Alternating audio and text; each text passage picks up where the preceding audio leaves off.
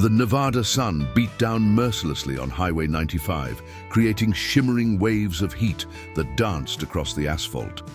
Marcus Dawson squinted behind his dark sunglasses as he led his pack of 7 motorcycles through the barren landscape. The roar of engines echoed across the desert, a symphony of freedom that had become his therapy since returning from Afghanistan 5 years ago. His leather vest, marked with the Iron Brotherhood patch, flapped gently in the wind as he gripped the handlebars of his black Harley-Davidson. Beside him rode Daniel "Tank" Rodriguez, a mountain of a man whose nickname came not from his size, but from his time as a tank operator in Iraq. Behind them, Jennifer Wallace kept pace on her custom burgundy Indian Scout, her blonde ponytail whipping behind her helmet. The rest of their crew, Robert Chen, Michael Patterson, Anthony Garcia, and Thomas Bennett, followed in formation, their bikes gleaming under the relentless sun. They were heading to Las Vegas for their annual charity ride benefiting veteran mental health programs, a cause that hit close to home for most of them. Marcus checked his rearview mirror, ensuring everyone stayed together. The desert could be unforgiving, and they still had 40 miles before their planned stop in Beatty. As they approached mile marker 87, Marcus noticed a run-down rest area ahead. The paint on the small building had long since faded to a ghostly white, and only 2 vehicles occupied the cracked parking lot, a rusted Ford pickup and an old Winnebago trailer that had seen better days. Marcus raised his left hand, signaling to the group. They needed fuel and water before pushing on. The motorcycles rumbled into the rest area one by one, their engines creating a thunderous chorus before falling silent. Marcus dismounted, his boots crunching on the gravel. He removed his helmet, running a hand through his salt and pepper hair. At 42, the lines on his face told stories of both war and survival. "Man, I'm getting too old for these long hauls," Tank groaned, stretching his massive frame. At 6'4" and nearly 300 pounds, he made his motorcycle look like a toy. "You say that every year," Jennifer laughed, pulling off her helmet and wiping sweat from her forehead. "And every year, you're the first one ready to ride again." Marcus smiled at their banter, grateful for these people who had become his family. The brotherhood they shared went deeper than blood. They understood what civilians couldn't, the weight of memories that never faded, the nights when silence became deafening, the constant battle to find purpose after serving your country. As the group gathered near the vending machines, Marcus heard something that made his blood run cold, a scream, high-pitched and desperate, a child's scream. His military instincts kicked in immediately. Time seemed to slow as he scanned the area, his eyes locking onto movement near the old Winnebago. A small figure burst from behind the trailer, running with the panic of someone fleeing for their life. "Please, please, help me!" The voice was raw with terror. A little girl, no more than 7 years old, sprinted toward them. Her pink t-shirt was torn and dirty, her bare feet bleeding from running across the hot gravel. Dark bruises mottled her thin arms, and a cut above her left eyebrow had crusted over with dried blood. Her brown hair was matted and tangled, and her face was streaked with tears and dirt. Jennifer reacted first, her paramedic training overriding everything else.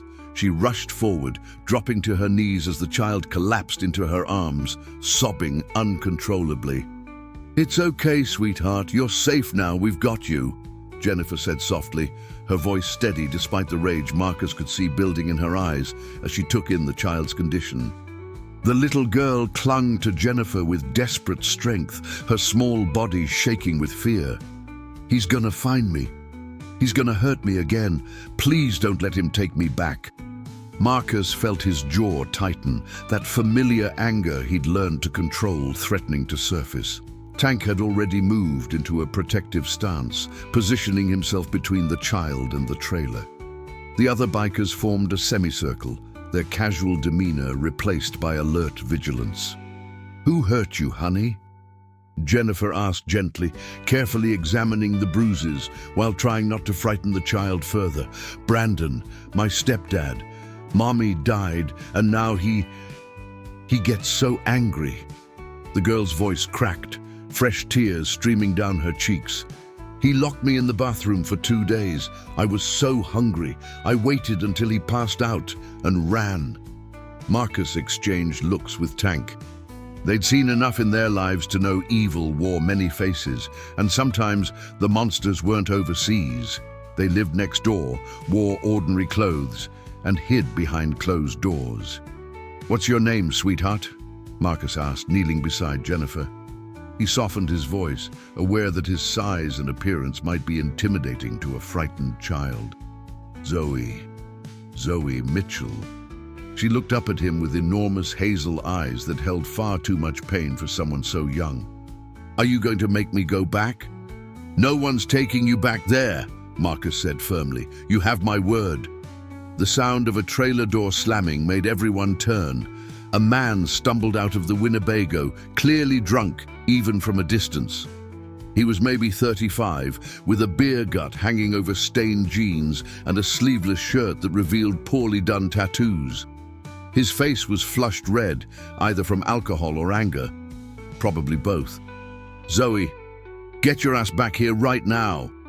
Brandon Hayes slurred, swaying as he tried to focus on the group.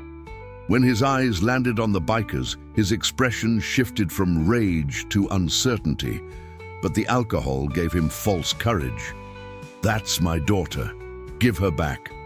"I'm not your daughter," Zoe screamed, pressing herself against Jennifer. "You're a monster." Marcus stood slowly, rising to his full height of 6 feet. He wasn't the biggest man in his group, but years of combat had taught him how to project authority. Tank moved to his right, and Robert Chen, a former Marine sniper, positioned himself to the left. The message was clear without a word being spoken.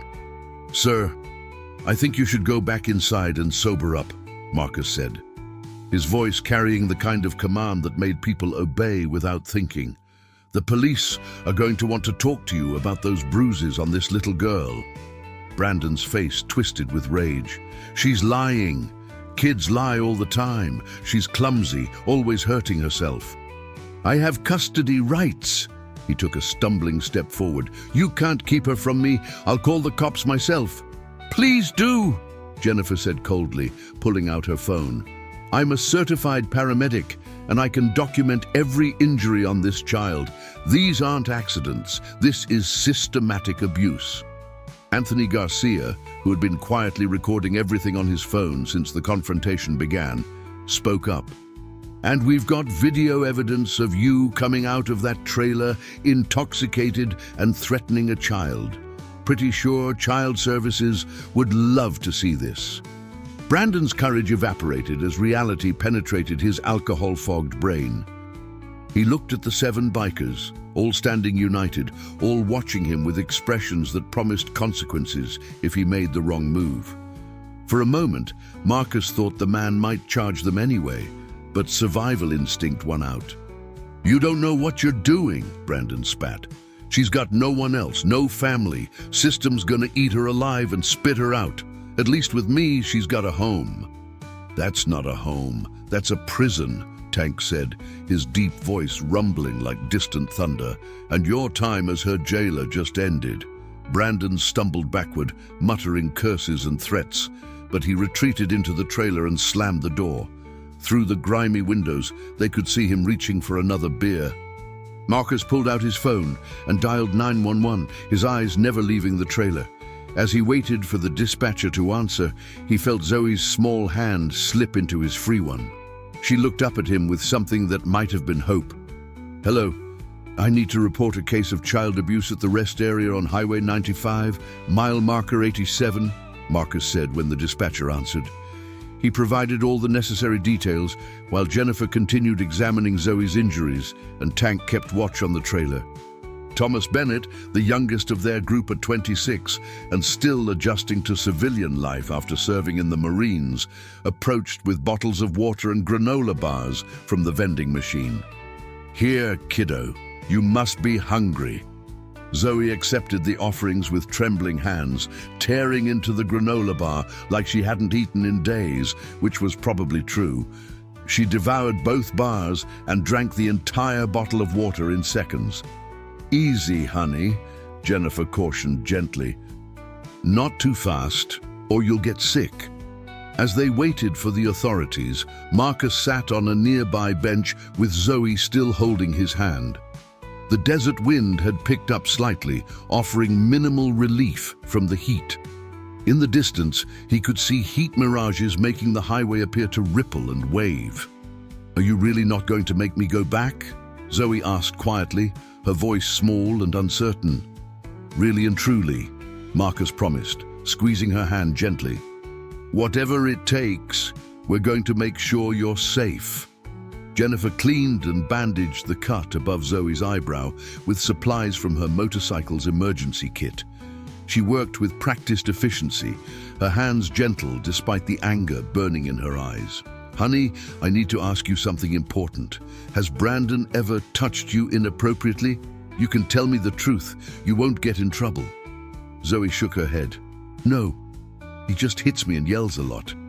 And he locks me in the bathroom when he drinks, which is all the time now. Since Mommy died, he's been different, meaner." "When did your mother pass away, sweetheart?" Marcus asked. 6 weeks ago. Car accident. A truck ran a red light." Zoe's eyes filled with tears again. "She was the best mommy. She always protected me from him. But now she's gone and I'm all alone." "You're not alone anymore," Jennifer said firmly, pulling the little girl into a careful hug. "Not anymore." 40 minutes later, 2 Nye County Sheriff's vehicles pulled into the rest area, lights flashing. A female deputy named Patricia Gomez and her partner, Deputy Lewis Freeman, approached the group.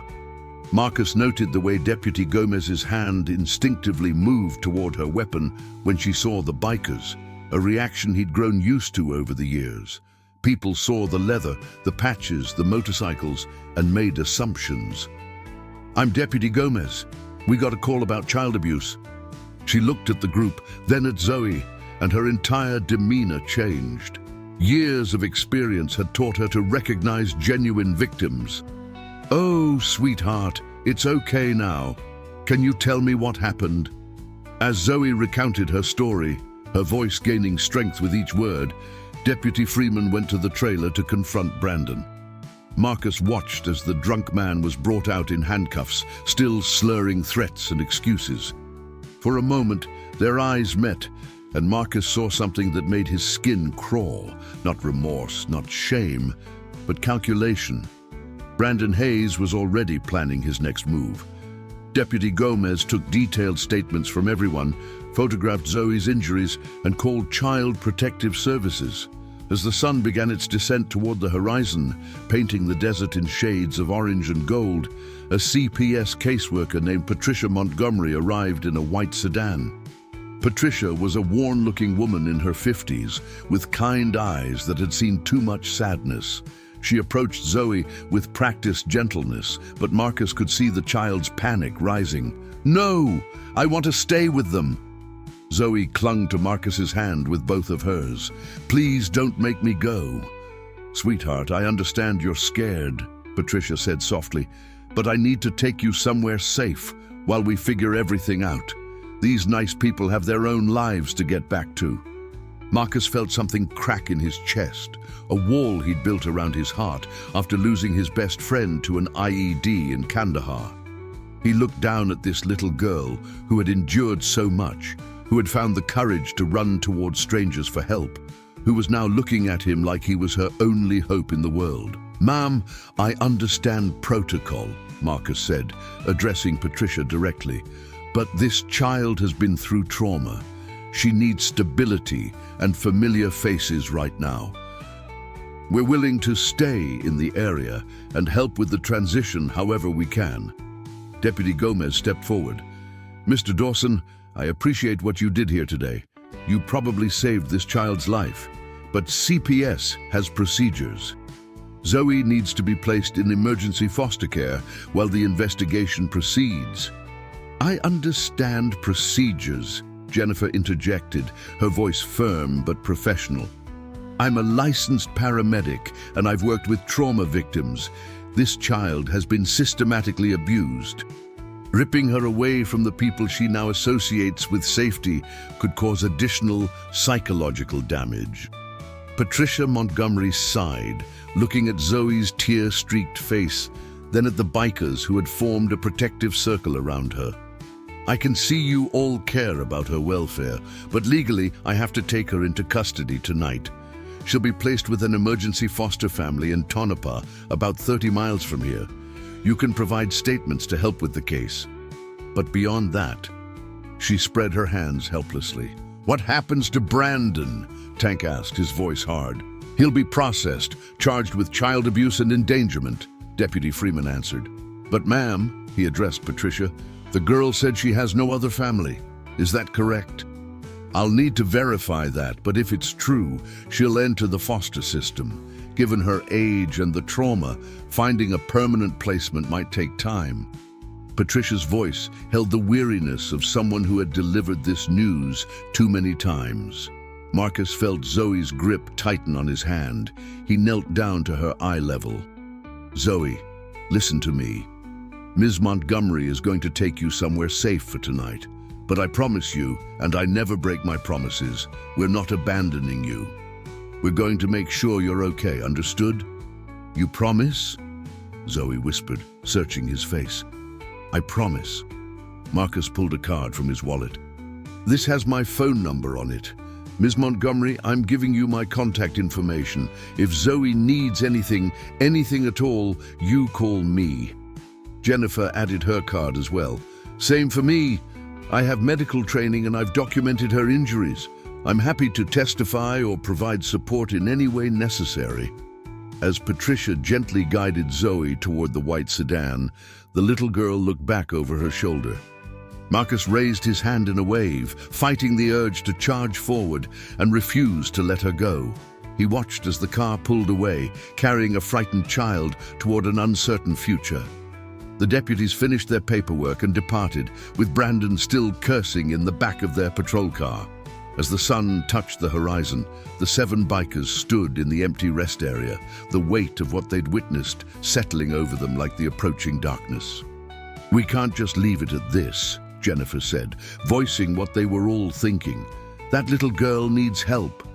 The system will handle it, Robert Chen said, though his tone suggested he didn't believe his own words. The system is overwhelmed and broken, Marcus replied, staring at the road where Patricia's sedan had disappeared. You heard what the caseworker didn't say. Zoe's going to bounce around foster homes, probably end up in a group facility. She'll be another statistic. So what are you suggesting? Michael Patterson asked. At 38, he was a former Army Ranger who had served 2 tours in Iraq. We can't adopt every kid we meet in trouble. No, but we can help this one, Marcus said. An idea was forming in his mind. Dangerous and probably foolish, but it felt right in a way nothing had felt since he'd left the service. We're veterans. We know about fighting for what matters. That little girl fought her way out of hell and ran toward us for help. We don't get to walk away now. Tank nodded slowly. Marcus is right. We've all seen what happens when good people do nothing, when they follow procedures and walk away while someone suffers. What exactly are you proposing? Anthony Garcia asked. I'm proposing we cancel Vegas. We stay in this area, we attend every hearing, we provide testimony, and we make damn sure that Zoe Mitchell doesn't disappear into a broken system. Marcus looked at each of his brothers and sister in turn. I'm not asking you all to do this. It's going to be complicated and time-consuming, but I'm doing it. One by one, they nodded. The Iron Brotherhood had found a new mission. Marcus Dawson stood in the parking lot of the Tonopah Budget Inn, watching the neon vacancy sign flicker against the darkening Nevada sky. His brothers had secured rooms for the night, postponing their Vegas trip indefinitely. Inside room 12, Marcus sat on the edge of a bed that had seen better days, his phone in his hand, staring at Patricia Montgomery's card. It was 9 p.m., too late to call a caseworker, but sleep felt impossible when his mind kept replaying Zoe's terrified face as she was driven away. He'd made her a promise, and Marcus Dawson didn't make promises lightly. Afghanistan had taught him that promises to the living carried weight, and broken promises to the dead haunted you forever. A knock on the door broke his thoughts. Jennifer entered without waiting for an answer, carrying 2 cups of terrible coffee from the motel's lobby. She handed him one and sat in the worn chair by the window. "Can't sleep either?" she asked, though it wasn't really a question. "Keep seeing her face," Marcus admitted. "That look of betrayal when we let them take her. We didn't have a choice. The law is clear about this stuff." Jennifer sipped her coffee and grimaced. "God, that's awful. But Marcus, you need to think clearly about what you're doing, what we're all doing. Getting involved in a child welfare case as outsiders, strangers really, it's complicated. Since when do we back away from complicated?" Marcus met her eyes. "You were the one who said we can't just leave it." "I know, and I meant it. But I've seen what happens when good intentions collide with the foster system. It's a bureaucratic nightmare designed to protect children, but sometimes it just shuffles them around like paperwork." She set her cup down. "My sister was a social worker in California. She burned out after 5 years because she couldn't save them all. It broke her. Then we make sure we save this one," Marcus said simply. Jennifer studied him for a long moment. "This is about more than Zoe, isn't it? This is about having a purpose again." Marcus didn't answer immediately. Jennifer was too perceptive, one of the reasons she was so good at reading people in crisis. "Maybe, after I came back, everything felt hollow. The brotherhood helped, the charity work helped, but there was still this empty space, like I was just going through motions. And now I feel like I did when I was deployed, like what I do matters, like I can make a real difference." He looked at Jennifer. "That probably sounds stupid." "No," she said softly. "It sounds like someone finding their way back to themselves." The next morning, Marcus was on the phone with Patricia Montgomery by 8 a.m. She sounded surprised but not displeased to hear from him. "Mr. Dawson, I have to admit, in 15 years of social work, I've never had emergency foster contacts follow up the next day. Most people are relieved to hand off the problem." "We're not most people, Ms. Montgomery. How's Zoe doing?" "She had a rough night. The foster family I placed her with, the Hendersons, are experienced and kind, but Zoe barely slept. She asked about you several times." Patricia paused. "Mr. Dawson, I need to be frank with you. Your concern is admirable, but getting involved in this case beyond providing testimony isn't advisable. These situations are complex." "I understand complexity, ma'am. I spent 12 years in the army, including 3 tours in Afghanistan. Complex is my specialty." Marcus kept his voice respectful but firm. "I'm not trying to interfere with your process. I'm asking how I can help within the system." Patricia was silent for a moment. "Why? You don't know this child. You have no legal connection to her. Most people wouldn't make this kind of commitment to a stranger." "Because I made her a promise, and because it's the right thing to do. Isn't that reason enough?" "In a better world, yes." Patricia sighed. "Look, Brandon Hayes is being arraigned tomorrow at the Nye County Courthouse in Tonopah. His public defender will likely argue for bail, claiming he's not a flight risk. If you want to help, show up and provide a victim impact statement. The judge needs to understand the severity of what Zoe endured." "We'll be there," Marcus promised. That afternoon, the Iron Brotherhood gathered at a local diner called the Mizpah Grill. Over burgers and coffee, they planned their next moves with the same strategic precision they'd once used for military operations. "I contacted a lawyer friend in Reno," Robert Chen said, pulling out his phone. "Nathan Cross. He specializes in family law and has experience with child welfare cases. He's willing to consult with us, pro bono, if necessary." "Good," Marcus said.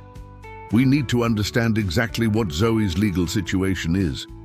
If she really has no family, what are her options? Foster care, adoption, or long-term placement in a group home if no foster families are available, Jennifer answered. But here's the reality. She's 7, she's traumatized, and she has behavioral issues from abuse. Finding a family willing to take that on isn't easy. We also need to think about Brandon, Tank added grimly. Even if he's convicted, he might not get much time. Child abuse cases are hard to prosecute if the victim is young, and the defense can create doubt. He'll claim she's clumsy, that the injuries were accidental, Anthony Garcia said. I've seen it before. My cousin was a prosecutor. These cases require solid evidence and testimony. We have Jennifer's medical documentation and our eyewitness accounts, Marcus pointed out. Plus, Brandon was drunk and threatening when the deputies arrived. It's a start, but we need more, Thomas Bennett said. He'd been quiet until now, his young face troubled. We need to know Zoe's history. School records, previous CPS reports, if any existed, medical records, build a pattern of abuse. Marcus looked at his youngest brother with approval. Good thinking. Can you work with Nathan Cross on gathering that information legally? On it, Thomas said, making notes on his phone. The next morning, 7 motorcycles pulled into the Nye County Courthouse parking lot, drawing stares from the small crowd gathered for various hearings. Marcus had instructed everyone to look respectful.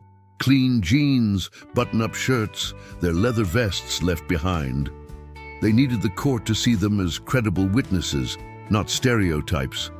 Inside the courthouse, they found Patricia Montgomery speaking with a woman in a professional suit, the prosecuting attorney, Assistant District Attorney Rachel Morrison. Patricia looked surprised but pleased to see them. You actually came, she said. We said we would, Marcus replied. Rachel Morrison was a sharp-eyed woman in her early 40s with the air of someone who had fought many battles in courtrooms. She shook hands with each of them, her grip firm and assessing. Ms. Montgomery filled me in on what happened yesterday. Your testimony will be valuable, but I need to prepare you for what's coming. Defense attorneys in these cases typically attack the credibility of witnesses, especially if they can paint you as vigilantes or troublemakers. She glanced at their appearance. The fact that you're bikers might work against us. We're veterans, ma'am, Tank said, his voice respectful but proud. Army, Marines, served our country honorably. We're not troublemakers. We're citizens who intervened when we saw a child in danger. I believe you, Rachel said, but I need you to be prepared for the defense to spin this differently. They'll argue you intimidated their client, that you're strangers trying to insert yourselves into a family situation you don't understand. Let them try, Jennifer said coolly. I documented medical evidence of systematic abuse. That speaks louder than spin. The arraignment was held in a small courtroom that smelled of old wood and floor polish.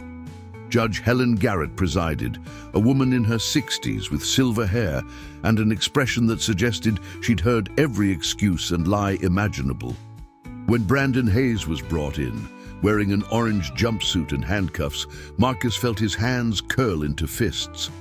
The man looked sober now, his face carefully arranged into an expression of remorse that didn't reach his eyes.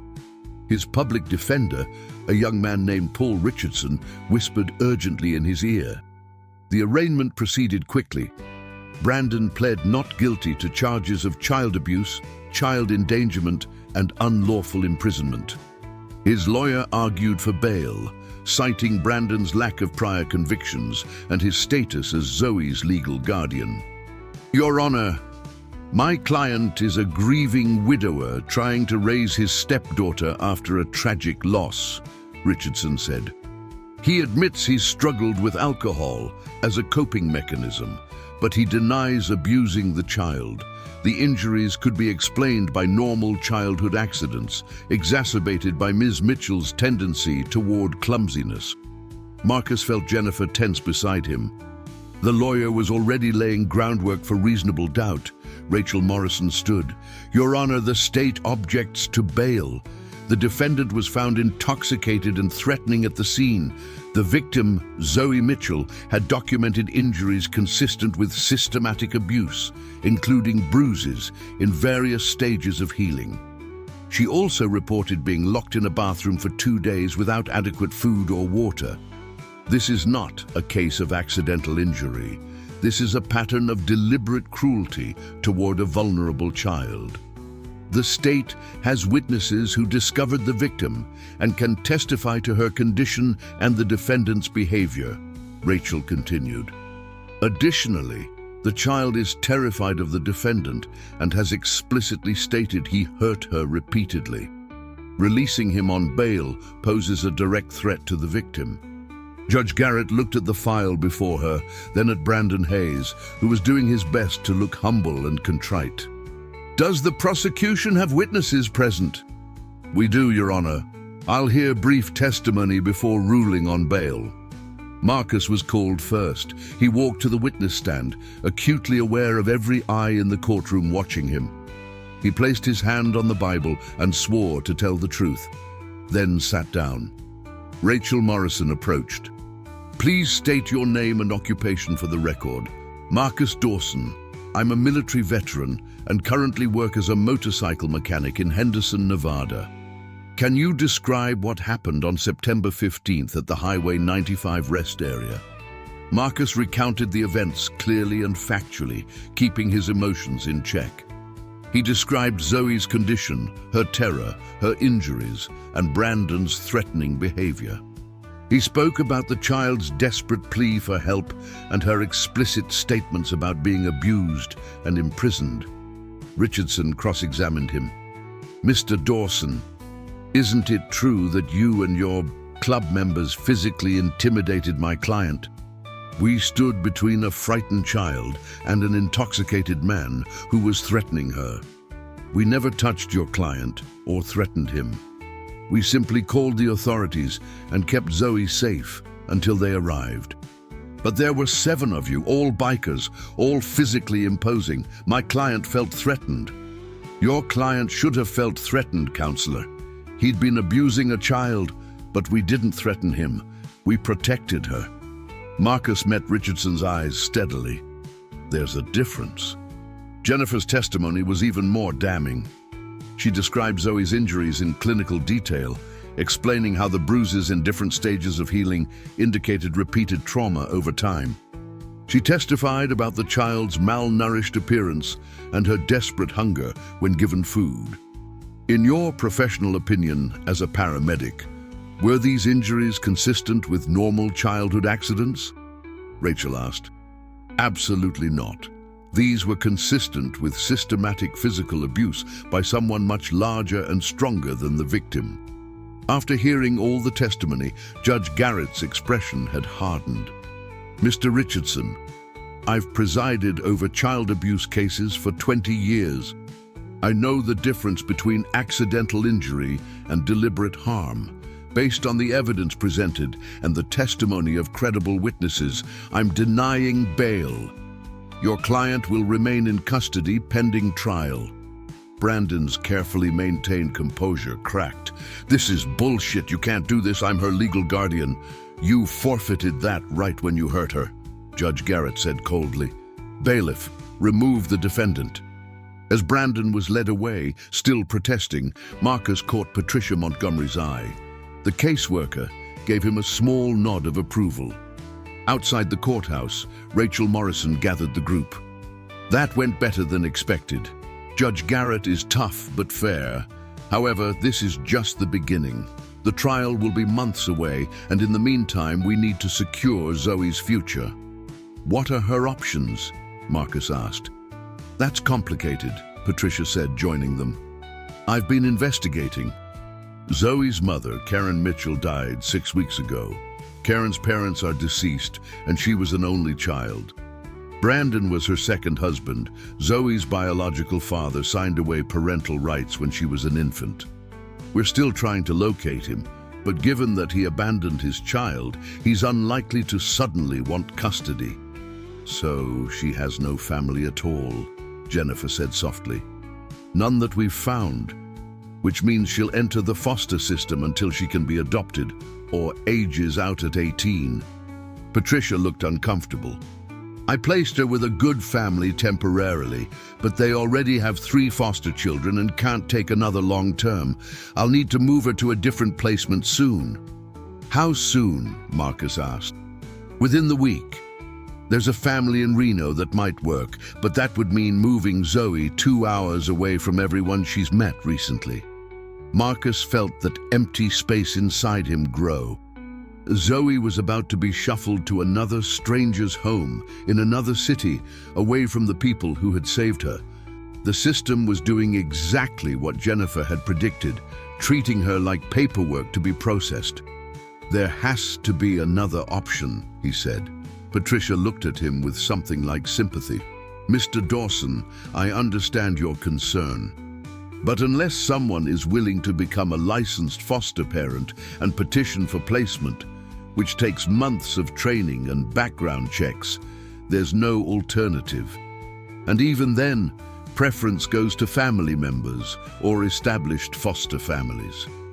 What if I became a foster parent? The words were out before Marcus fully processed them. Everyone stared at him. Tank's eyebrows shot up. Jennifer's mouth opened slightly in surprise. Patricia Montgomery looked genuinely shocked. Mr. Dawson, that's a significant commitment. Foster parenting isn't something you decide on a whim. It requires extensive training, home inspections, background checks, and ongoing supervision. And there's no guarantee you'd be approved, let alone that you'd be matched with Zoe specifically. I understand that, but I want to try. What would I need to do? Patricia studied him for a long moment. You'd need to contact the Nevada Division of Child and Family Services and begin the licensing process. It typically takes 4 to 6 months.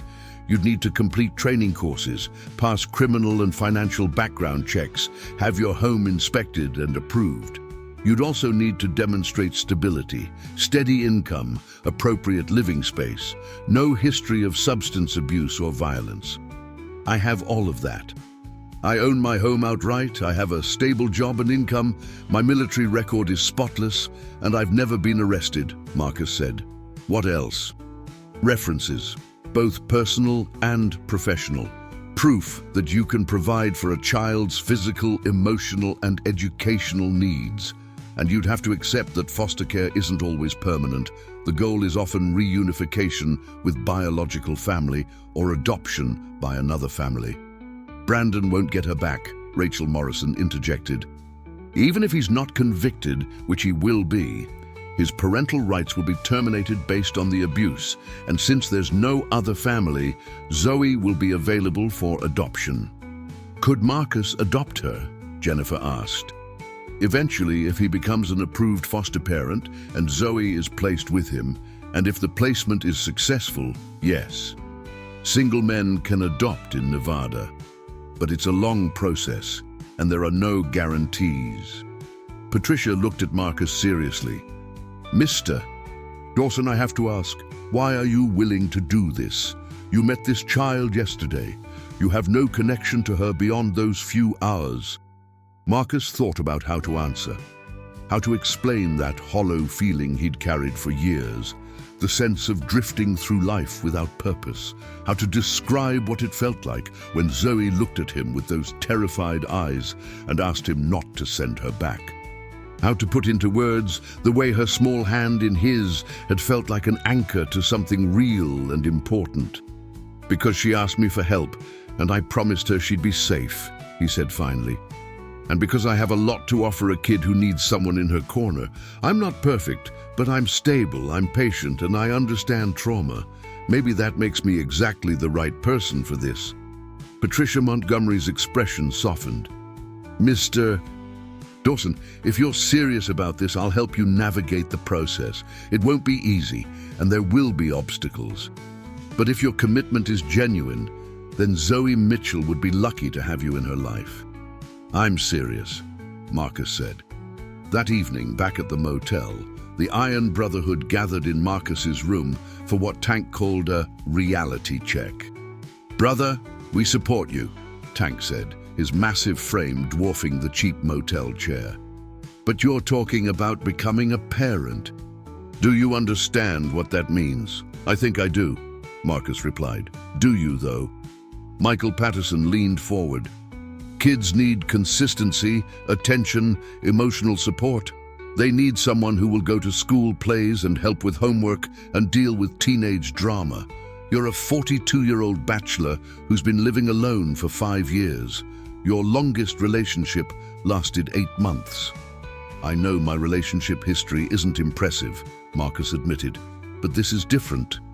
This isn't about romance or temporary commitment. This is about giving a kid a stable home." "What about your nightmares?" Thomas Bennett asked quietly. "You still have them, right? From Afghanistan?" Marcus was silent for a moment. It was true. The dreams still came sometimes, replays of firefights and explosions, the faces of friends who hadn't made it home. "I'm managing them. I've done therapy. I take medication when needed. And maybe having someone to care for would help. Or maybe the stress of parenting would make them worse," Jennifer said gently. "Marcus, I think your heart is in the right place. But you need to be realistic about whether you're ready for this." "I'm ready," Marcus said firmly. "For the first time since I came home, I feel like I have a purpose again. That little girl needs someone, and I can be that someone." Robert Chen, who had been quiet throughout the discussion, finally spoke. "If you're doing this, you won't do it alone. The Brotherhood means something. We'll help with childcare, with money if you need it, with whatever you require. But Marcus, you need to promise us something." "What's that?" "If at any point this becomes too much, if you realize you can't handle it, you'll be honest. For your sake and for Zoe's. A child who's already been traumatized doesn't need more instability." "I promise," Marcus said, "but I won't fail her. I can't." The next day, Marcus drove to Las Vegas to meet with Nathan Cross, the family lawyer Robert had contacted. Nathan's office was in a modest building near downtown, far from the glitz of the Strip.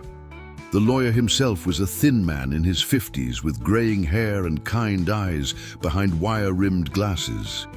"Mr. Dawson, Robert told me about your situation. I have to say, it's unusual but not unheard of." Nathan pulled out a file.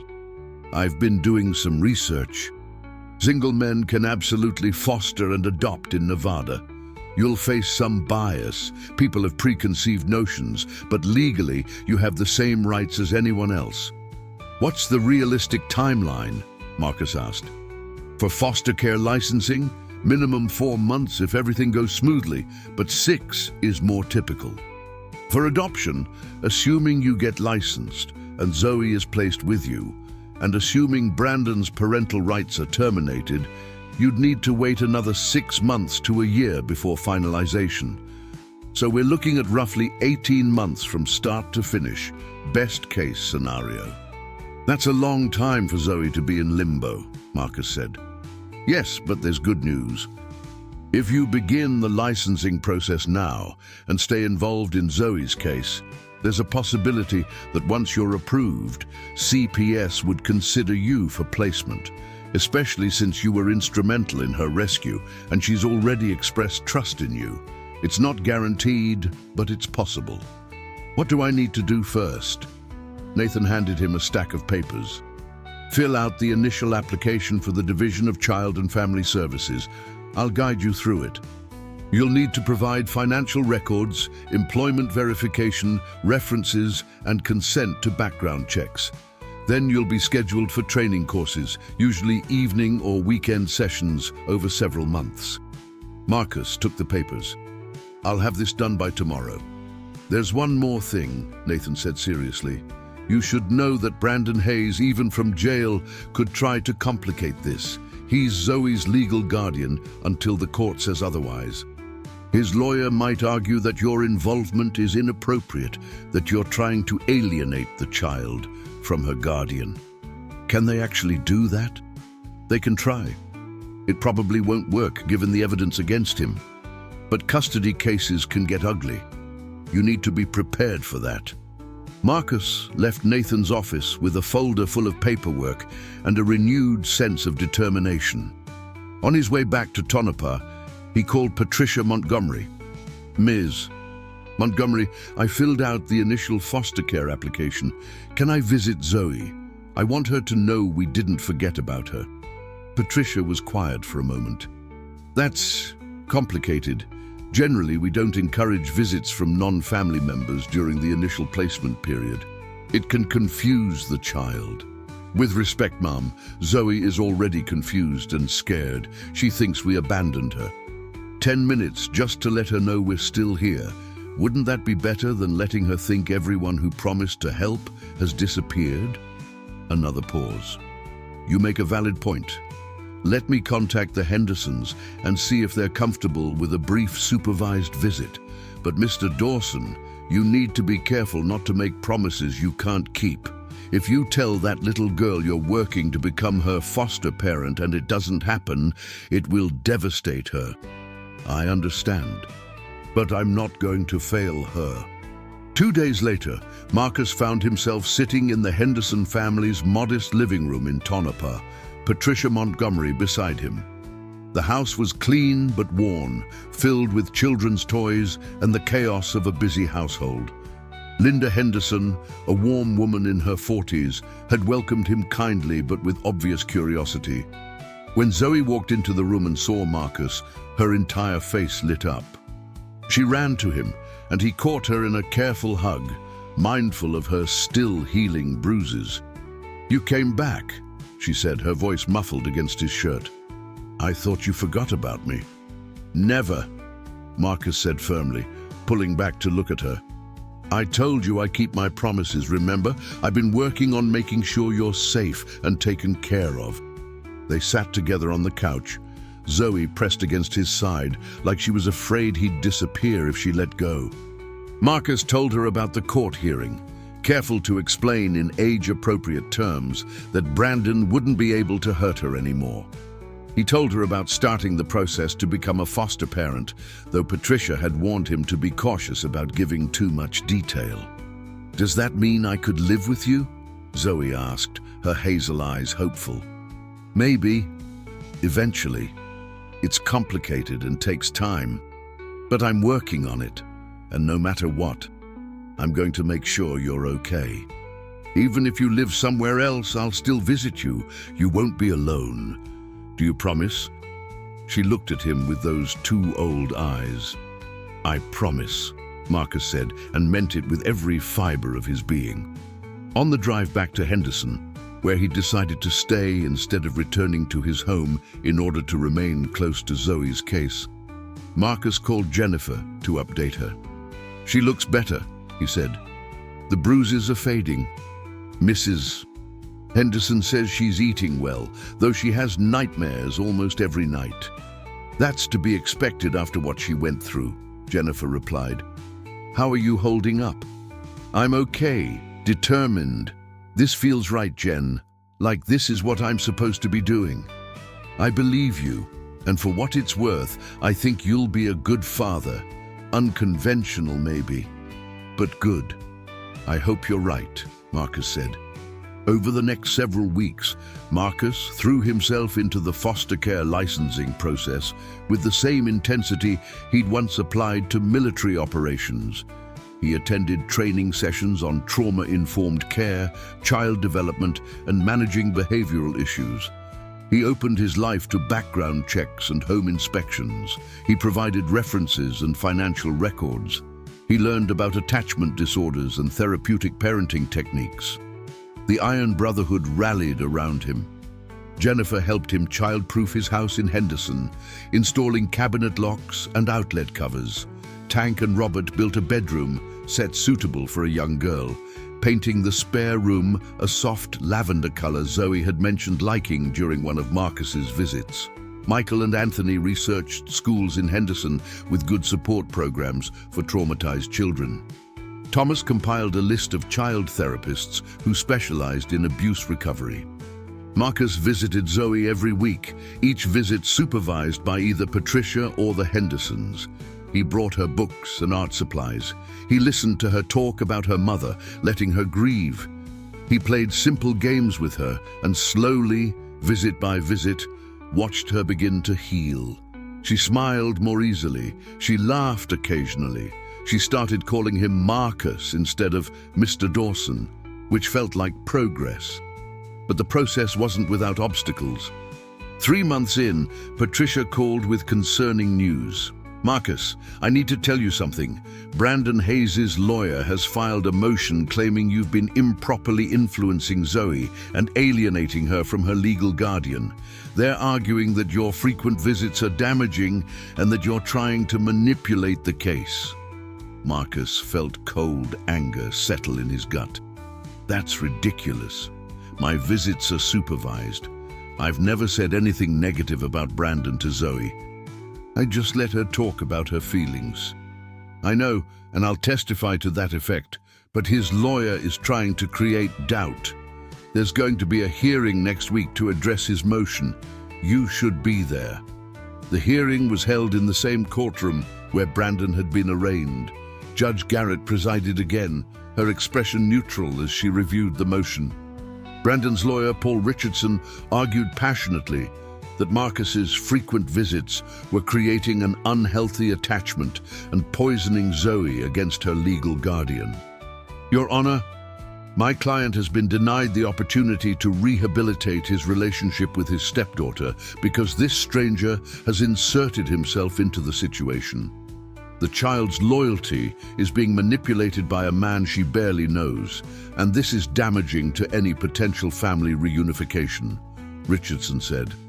Rachel Morrison stood to respond. "Your Honor, the defendant's parental rights are being terminated precisely because he systematically abused this child. There will be no reunification. Mr. Dawson has been following all proper protocols. His visits are supervised. He's completed extensive foster care training, and most importantly, his presence has been therapeutic for Zoe Mitchell. The child suffered severe trauma at the hands of the defendant, and Mr. Dawson represents safety and stability to her." Judge Garrett turned to Patricia Montgomery. "Ms. Montgomery, as the caseworker assigned to this child, what's your professional assessment of Mr. Dawson's involvement?" Patricia stood, carrying herself with calm authority. "Your Honor, in my 15 years as a social worker, I've rarely seen this level of commitment from someone outside a child's biological family. Mr. Dawson has attended every required training session, has passed all background checks with flying colors, and has demonstrated genuine care for Zoe's well-being. His visits have been entirely appropriate. In fact, Zoe shows marked improvement after seeing him. She sleeps better, eats better, and exhibits fewer anxiety symptoms. I believe Mr. Dawson's involvement has been beneficial, not harmful." "I'd like to hear from Mr. Dawson directly," Judge Garrett said. "Mr. Dawson, please approach." Marcus stood and walked to the witness stand, aware of Brandon's hostile glare from across the room. He placed his hand on the Bible and swore to tell the truth. "Mr. Dawson, why have you pursued foster care licensure for a child you met under such unusual circumstances?" Judge Garrett asked. "Your Honor, I'm a 42-year-old military veteran who served 3 tours in Afghanistan. I've seen what happens when good people stand by and do nothing. When Zoe ran to us asking for help, I made her a promise that she would be safe. I don't break my promises." Marcus paused, choosing his words carefully. "I also understand trauma. I know what it's like to feel alone and scared. I have the resources, the stability, and the commitment to give that little girl a real home. She deserves someone who will fight for her." "Have you ever said anything negative about Mr. Hayes in Zoe's presence?" "No, Your Honor.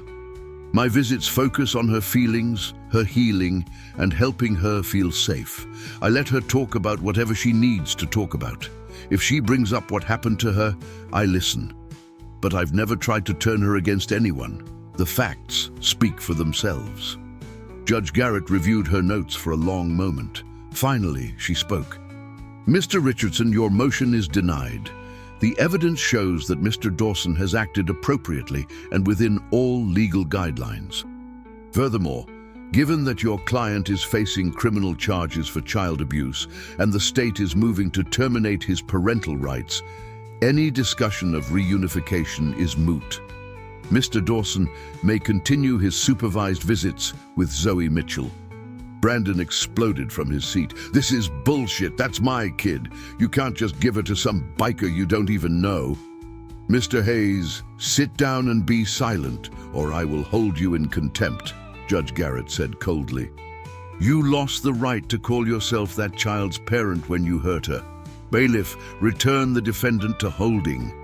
As Brandon was escorted out, still shouting, Marcus felt a weight lift from his shoulders. But he knew this was just one battle in a longer war. That evening, Marcus visited Zoe at the Hendersons' home. She had heard about the hearing from Patricia and was worried. "Does this mean I can come live with you now?" she asked hopefully. "Not yet, sweetheart. I'm still working on getting everything approved, but the judge said I can keep visiting you, which is good news." Marcus sat beside her on the couch. "How are you doing?" "Mrs. Henderson says you've been doing well in school." Zoe shrugged. "It's okay. The kids ask questions about why I'm in foster care. I don't know what to say. You can tell them as much or as little as you want. It's your story, Zoe. No one else gets to tell it but you. Did your parents ever leave you?" she asked suddenly. Marcus was quiet for a moment. "My dad left when I was 10. My mom did her best, but she worked 3 jobs to keep us fed. I spent a lot of time alone, so, yeah, in a way, I understand what it feels like when the people who are supposed to protect you aren't there." "Is that why you joined the army?" "Part of it. I wanted to belong to something bigger than myself. I wanted brothers who wouldn't leave." He smiled. "And I found them. The guys you met, Tank, Jennifer, Robert, and the others, they're my family now. If I come live with you, will they be my family too?" "Absolutely. You'd have more uncles and an aunt than you'd know what to do with," Marcus said, and was rewarded with one of Zoe's rare smiles. 4 months after the initial rescue, Marcus received the call he'd been waiting for. His foster care license had been approved. He was now officially a licensed foster parent in the state of Nevada. The Iron Brotherhood celebrated that night at a restaurant in Henderson, raising glasses of beer and soda in Marcus's honor. Jennifer hugged him tightly. "You did it, brother. Now comes the hard part, actually being a parent." "I'm ready," Marcus said, though privately he felt the first stirrings of doubt. What if he failed? What if he couldn't be what Zoe needed? Patricia Montgomery wasted no time. Within a week, she called Marcus with news. "Marcus, I've presented your case to the placement committee. Given Zoe's attachment to you, your successful completion of all training requirements, and the lack of suitable long-term foster families in the area, the committee has approved placing Zoe Mitchell in your care. If you're ready, we can begin the transition process next week." Marcus felt emotions swell in his chest. Joy, terror, hope, all mixed together. "I'm ready." The transition was planned carefully. First, Zoe visited Marcus's house for short periods. Lunch, then dinner, then a full afternoon. She explored her new room, decorated in lavender with stuffed animals and books carefully selected with Jennifer's help. She met Marcus's neighbors, a retired couple named the Johnsons, who had already offered to help with childcare if needed. 2 weeks later, on a sunny November morning, Marcus officially became Zoe Mitchell's foster parent. Patricia helped carry Zoe's few belongings, mostly clothes and a worn teddy bear that had belonged to her mother, into the house. Linda Henderson cried as she hugged Zoe goodbye, making her promise to call any time. When everyone had left, and it was just the 2 of them, Marcus and Zoe stood in the living room, suddenly uncertain. "So, this is home now," Zoe said quietly. "This is home," Marcus confirmed. "You're home. You're safe here, Zoe. Always." She looked up at him with those hazel eyes that had seen too much. "Do you promise?" "I promise," Marcus said, and opened his arms. Zoe ran into them, and for the first time since her mother's death, she wept. Not from fear or pain, but from relief. Marcus held her while she cried, his own eyes burning with unshed tears. The first month was harder than Marcus had anticipated. Zoe had nightmares almost every night, waking up screaming about Brandon or crying for her dead mother. Marcus would rush to her room, turn on the lights, and sit with her until she calmed down, sometimes for hours. His own sleep suffered, and the old nightmares from Afghanistan began creeping back, blending with the new stress in disturbing ways. Jennifer noticed the strain during one of her visits.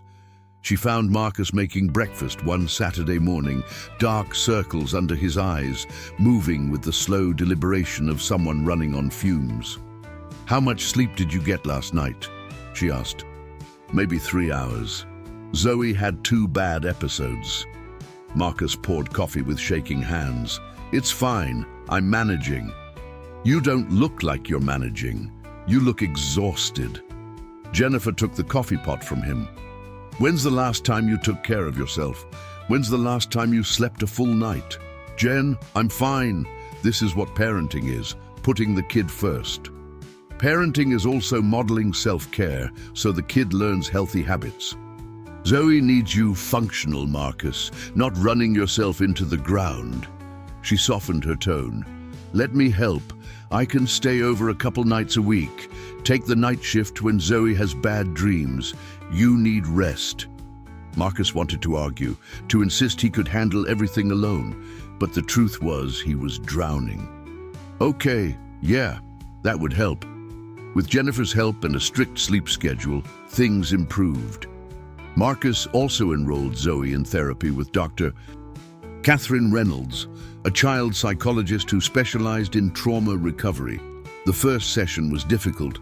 Zoe refused to talk, sitting silently for the entire hour while Dr. Reynolds tried various approaches. "It's normal," Dr. Reynolds assured Marcus afterward. "She's been through extensive trauma, and she's still learning to trust. Give it time." Time proved to be the answer. By the 5th session, Zoe began opening up. She talked about her mother, about the car accident, about Brandon's drinking and violence. Dr. Reynolds taught her coping mechanisms for the nightmares and anxiety. Slowly, incrementally, Zoe began to heal. School presented its own challenges. Zoe had missed significant time during her ordeal with Brandon and was behind in several subjects. Marcus hired a tutor, a patient woman named Margaret Chen, who worked with Zoe 3 times a week. Margaret reported that Zoe was bright but had trouble concentrating, likely due to the trauma. "She's afraid of making mistakes," Margaret explained during a parent-teacher conference. "She flinches when she gets something wrong, like she's expecting punishment. It breaks my heart." "What can I do?" Marcus asked. "Keep doing what you're doing. Provide consistency, patience, and positive reinforcement. She needs to learn that mistakes are okay, that she's safe even when she fails. It'll take time, but she'll get there." Marcus threw himself into being the best parent he could. He learned to braid hair through YouTube tutorials, though his first attempts were disasters that had Zoe giggling. He attended every school event, even the boring ones. He learned to cook more than just basic bachelor food, expanding his repertoire to include Zoe's favorites: macaroni and cheese, chicken nuggets, and homemade pizza. The Iron Brotherhood became Zoe's extended family, just as Marcus had promised. Tank taught her how to change a tire and check oil, important skills he insisted everyone should know. Robert took her to the library every Saturday, fostering a love of reading. Jennifer took her shopping for clothes and had girl talks about things Marcus wasn't equipped to handle. Anthony taught her basic self-defense, insisting that she needed to know how to protect herself. Michael and Thomas simply provided comic relief, their banter and jokes drawing out Zoe's laughter more and more frequently. 3 months into the placement, Marcus received notice that Brandon Hayes' trial date was set for February. 4 months away. Rachel Morrison prepared him for what to expect. "Zoe will have to testify," Rachel said during a meeting at the DA's office. "I know that's difficult, but her testimony is crucial. The jury needs to hear directly from her what she endured." "She's barely 8 years old," Marcus protested. "Testifying in front of Brandon will terrify her. We can request accommodations, a screen so she doesn't have to look at him, testimony via closed-circuit television. Judge Garrett is usually amenable to protecting child witnesses." Rachel's expression was sympathetic but firm. "Marcus, I understand your protective instincts, but without Zoe's testimony, our case is weaker. Defense will argue that the injuries were accidental, that she's a clumsy child, that you and your friends misinterpreted an innocent situation." "There was nothing innocent about what we saw," Marcus said flatly. "I know, but we need to prove it beyond a reasonable doubt. Zoe's testimony does that." Marcus discussed it with Dr. Reynolds, who agreed to help prepare Zoe for the experience. They practiced in therapy sessions, role-playing the courtroom scenario, teaching Zoe that it was okay to be scared, but that telling the truth would help keep her safe. When Marcus finally broached the subject with Zoe, she was quiet for a long time. They were sitting in the backyard, watching the sunset paint the Nevada sky in shades of orange and purple. "Will Brandon be there?" she asked finally. "Yes, but he won't be able to hurt you. There will be guards, and I'll be right there in the courtroom. You won't be alone. What if I get scared and can't talk? Then you take a break. The judge understands that this is hard. But Zoe, I need you to understand something." Marcus knelt down to her eye level. "What Brandon did to you was wrong. It wasn't your fault. And if we don't hold him accountable, he might hurt another child someday. Your courage in telling your story could save someone else." Zoe considered this. "Like I was saved." "Exactly like that." "Okay," she said softly. "I'll do it. I'll tell them what happened." As Christmas approached, Marcus wanted to make it special. Zoe's first Christmas in her new home, her first since losing her mother. He enlisted the entire brotherhood in decorating the house, and they went overboard. Lights covered every surface, a massive tree dominated the living room, and inflatable decorations filled the yard. "Dude, this is like Christmas exploded in here," Tank said, surveying their work with satisfaction. "Think Zoe will like it?" Marcus asked, suddenly uncertain. "Are you kidding? What 8-year-old wouldn't love this?" Jennifer adjusted a strand of lights. "You're doing great, Marcus. Stop second-guessing yourself." When Zoe came home from school that day and saw the decorations, her face lit up with pure joy. She ran through the house, examining everything, her laughter filling the space in a way that made Marcus's heart swell. "This is amazing. It's like Santa's workshop." She threw her arms around Marcus. "Thank you, thank you, thank you." That night, as they decorated the tree together, Zoe was quiet for a moment before speaking. "Mommy loved Christmas. She always said it was magical." "Tell me about your Christmases with her," Marcus said gently. Zoe talked for over an hour, sharing memories of her mother, baking cookies, watching Christmas movies, opening presents on Christmas morning. Marcus listened, understanding that keeping these memories alive was crucial to Zoe's healing. "We can make some of those same traditions here if you want," Marcus offered. "We can bake your mom's cookies, watch her favorite movies. We don't have to leave those memories behind." "Really?" Zoe's eyes shimmered with tears. "Really? Your mom was an important part of your life. She'll always be part of our family, even though she's not here anymore." Christmas morning was chaotic and beautiful. The Iron Brotherhood arrived early, bearing gifts and food. Zoe opened presents with enthusiasm. Art supplies from Jennifer, books from Robert, a bike from Tank that Marcus helped assemble at 2 a.m. But the gift that made her cry happy tears was a locket from Marcus containing a picture of her mother. "So you can keep her close to your heart always," Marcus said as he helped her put it on. Zoe touched the locket reverently. then hugged Marcus so tightly he could barely breathe. "You're the best dad ever." The word hung in the air. Dad. Zoe had never called him that before, always sticking with Marcus. He felt emotion clog his throat. "You're the best daughter ever," he managed to say. January brought new challenges. Brandon's lawyer began a media campaign, painting Marcus as a vigilante who had stolen a man's child. A local news station ran a story questioning the propriety of a biker club getting involved in family matters. The story included interviews with Brandon, who presented himself as a reformed man desperate to reunite with his stepdaughter. "That child is being kept from me by strangers who have no legal right to her," Brandon said on camera, looking sober and remorseful. "I made mistakes, I admit that. I was grieving my wife and I turned to alcohol, but I've been sober for 4 months now. I've attended AA meetings in jail. I'm ready to be the father Zoe needs." The story infuriated Marcus, but Nathan Cross advised caution. "Don't engage with the media. It'll only escalate. Focus on the facts. He abused her. You saved her. The court agreed. The trial will settle this." But the story had consequences. Marcus started receiving threatening messages from people who believed Brandon's narrative. Someone spray-painted "child thief" on his garage door. Zoe heard about the news story at school and came home in tears. "The kids are saying Brandon is my real dad and you stole me," she sobbed. "They say I should go back to him."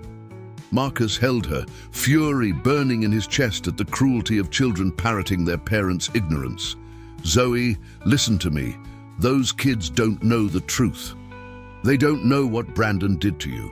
You're here because the court decided this is where you should be, with someone who loves you and keeps you safe. No one is stealing you. You're exactly where you belong."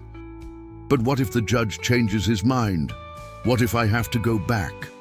Her panic was real and heartbreaking. "That's not going to happen. I promise you, Zoe. I won't let anyone take you back to him." The Iron Brotherhood responded to the vandalism and threats with protective solidarity.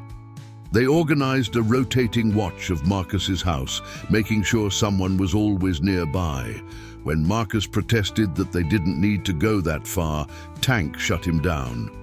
"You're our brother, Zoe's our niece. We protect family." End of discussion.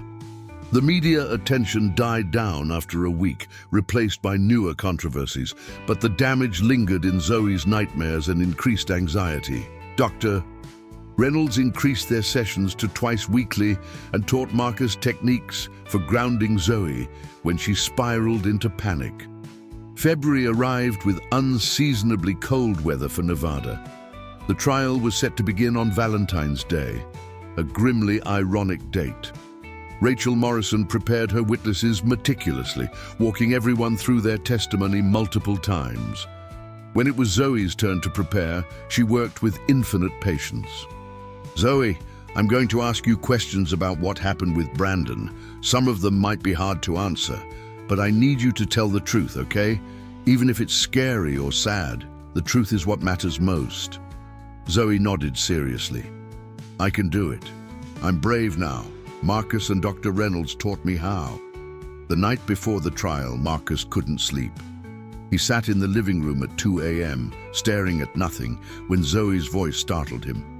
"Can't sleep either." She sat beside him on the couch, her teddy bear clutched tightly. "Just thinking about tomorrow," Marcus admitted. "I'm scared," Zoe said quietly. "What if I forget what to say? What if Brandon gets mad?" "He can't hurt you, Zoe. There will be guards and police. He can't even get close to you." Marcus put his arm around her. "And you don't have to worry about forgetting anything. You just tell the truth about what you remember. That's all anyone expects." "What if they don't believe me?" "They'll believe you, because you're telling the truth, and the truth has power." Marcus turned to face her. "Zoe, you're the bravest person I know. You survived terrible things, and you had the courage to run for help. Tomorrow is just one more step in that journey, and I'll be with you every second." They sat together in the quiet house, finding comfort in each other's presence, until eventually they both dozed off on the couch. Jennifer found them there in the morning, tangled together like the family they'd become. The Nye County Courthouse was packed on the first day of Brandon Hayes' trial. Media vans filled the parking lot, reporters jockeying for position. Marcus had to shield Zoe from the cameras as they entered through a side door arranged by Rachel Morrison. Inside, the courthouse felt oppressively formal. High ceilings, dark wood paneling, and the Nevada state seal dominated the courtroom. Judge Garrett presided from the bench, her expression stern and impartial. The jury, 7 women and 5 men of varying ages, sat attentively as the prosecutor and defense attorney made their opening statements. Rachel Morrison painted a stark picture of systematic abuse. The evidence will show that Brandon Hayes repeatedly beat his 7-year-old stepdaughter. He locked her in a bathroom for days without adequate food or water. He terrorized a child who had just lost her mother, a child who depended on him for care and safety. The evidence will prove beyond any doubt that Brandon Hayes is guilty of child abuse, child endangerment, and unlawful imprisonment. Paul Richardson countered with a narrative of grief and misunderstanding. Brandon Hayes loved his wife deeply. When she died suddenly in a tragic accident, he struggled to cope. Yes, he turned to alcohol. Yes, he made mistakes in judgment. But he never intentionally harmed Zoe Mitchell. The injuries the prosecution will present were accidents, the result of a naturally clumsy child and an overwhelmed caregiver. What you'll really see in this case is a rush to judgment by strangers who inserted themselves into a family situation they didn't understand. The first witnesses were technical. The deputies who responded to the rest area, Patricia Montgomery describing Zoe's condition when taken into custody. Then Jennifer took the stand, professional and composed in a navy suit that replaced her usual motorcycle gear. Ms. Wallace, please describe Zoe Mitchell's condition when you first examined her, Rachel said. Jennifer's testimony was clinical and devastating. She described each injury in medical terms, explained the stages of bruise healing that indicated repeated trauma over weeks, documented the signs of malnourishment and dehydration. When shown photographs of Zoe's injuries taken that day, several jurors visibly reacted. Richardson cross-examined aggressively. Ms. Wallace, you're a paramedic, not a doctor, correct? That's correct. So you're not qualified to definitively state that these injuries were caused by abuse rather than accidents, are you? I'm qualified to recognize patterns of injury. Bruises in different stages of healing don't happen from a single fall. They happen from repeated trauma over time. But you can't say with absolute medical certainty that every single bruise was intentionally inflicted, can you? I can say with professional certainty that the pattern of injuries, combined with the child's malnourished state and her explicit statements about being beaten and imprisoned, paint a clear picture of abuse. Marcus testified next, recounting the events at the rest area. He described Zoe's terror, her physical condition, Brandon's drunken threats. He spoke calmly and factually, keeping his emotions in check despite the rage he felt sitting mere feet from Brandon. Richardson tried to portray Marcus as a vigilante with a hero complex.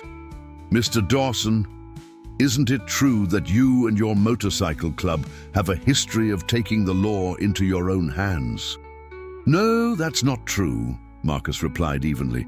We're a veteran support group. We do charity work. We've never broken any laws. But you decided you knew better than Mr. Hayes how to care for his own stepdaughter. I decided that a terrified child with visible injuries who begged us for help deserved protection. Any decent human being would have done the same. You've since petitioned to adopt Zoe Mitchell, haven't you? Isn't this really about you wanting a child and seeing an opportunity? Marcus met Richardson's eyes steadily. I'm fostering Zoe because she needed a safe home, and I could provide one. My motivation is her well-being, nothing else. The second day of trial brought expert witnesses. A pediatrician testified about the injuries being consistent with physical abuse. A psychologist discussed the trauma symptoms Zoe exhibited. Brandon's former neighbors testified about hearing yelling and a child crying frequently from the trailer. On the third day, it was Zoe's turn to testify. Rachel had arranged for her to testify via closed-circuit television from a separate room, sparing her from having to face Brandon directly. Marcus was allowed to sit with her, just out of camera range, for emotional support. Zoe sat in a chair that was too big for her, her feet dangling above the floor. She clutched her mother's locket with one hand. When Rachel's face appeared on the monitor, beginning the questioning, Zoe took a deep breath.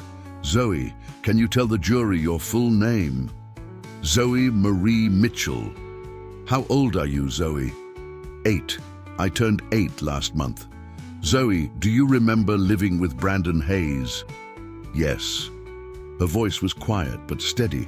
"Can you tell the jury what it was like living with Brandon after your mother died?" Zoe began to speak, her words tumbling out in a rush. She described Brandon's drinking, his yelling, the first time he hit her. She talked about being locked in the bathroom, about being so hungry her stomach hurt, about the times he grabbed her hard enough to leave bruises. Her voice cracked when she described her mother's death and how everything got worse afterward. "Did you try to tell anyone what was happening?" Rachel asked gently. "I told my teacher once that my arm hurt. She asked how it happened, and I said I fell. I was scared Brandon would get madder if I told the truth." "Why did you run away that day at the rest stop?" "Brandon had been drinking for 2 days. He locked me in the bathroom on Friday morning and said I couldn't come out until I learned to be grateful. He didn't give me food, just water from the sink.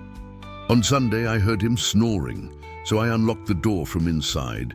Mommy taught me how to do that in case of emergencies, and I ran. I saw the motorcycles and thought maybe they would help me." "Were you scared to approach them?" "A little. They looked tough, but I was more scared of Brandon. And when I saw them, they looked like they would help. And they did." Rachel showed Zoe photographs of her injuries. "Zoe, can you identify these pictures?" Zoe looked at the images, tears sliding down her cheeks. "That's me. That's what I looked like when Marcus and Jennifer found me." "Did Brandon Hayes cause these injuries?" "Yes, he hit me a lot, sometimes with his hand, sometimes with his belt. The bruise on my arm was from when he grabbed me and threw me against the wall because I spilled juice." When Richardson began his cross-examination, his tone was gentle. He couldn't risk alienating the jury by being aggressive with a child. But his questions were designed to create doubt. "Zoe, you said you're clumsy sometimes, right? You fall down and bump into things?" "Sometimes. But Brandon hurt me on purpose. That's different than accidents." "How can you be sure?" "When you're scared, sometimes memories get confused." "I'm not confused. I remember every time. The hitting, the yelling, the bathroom. I remember all of it." Zoe's voice grew stronger. "And I remember running away because I knew if I stayed, he would keep hurting me, maybe until I died, like Mommy." Richardson quickly moved to conclude his cross-examination, realizing he was only strengthening the prosecution's case. When Zoe's testimony ended, Rachel Morrison looked satisfied. The jury looked convinced. Marcus met Zoe as she exited the testimony room, pulling her into a fierce hug. "You were so brave, sweetheart. So incredibly brave. I'm proud of you." "Is it over now?" Zoe asked. "Almost. Just a little bit longer." The defense rested without calling Brandon to testify, a wise move given his prior behavior and criminal record. Closing arguments were scheduled for the next day. Rachel Morrison's closing argument was passionate and precise. Ladies and gentlemen, child abuse happens in shadows. It happens behind closed doors, hidden from the world. Victims are often too frightened to speak up. But Zoe Mitchell found her voice.